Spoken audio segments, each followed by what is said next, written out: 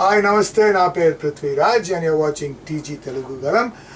Don't forget to subscribe. Free haleem అంటూ ప్రకటన చేయడంతో హైదరాబాద్ మూసారాంబాగ్లో ఓ రెస్టారెంట్కి జనం భారీగా తరలివచ్చారు. దీంతో రోడ్డుపై ట్రాఫిక్ జామ్ ఏర్పడింది. ఫ్రీ హలీం కోసం జనం మధ్య ఓ దశలో తోపులాట కూడా జరిగింది. దీనిపై సమాచారం అందుకున్న పోలీసులు పరిస్థితి అదుపులోకి తెచ్చేందుకు తేలికపాటి లాఠీచార్జ్ చేశారు. సదరు హోటల్ నిర్వాహకులు చేసిన అనాలోచిత నిర్ణయంతో తాము దెబ్బలు తిన్నామని పలువురు వాపోతున్నారు.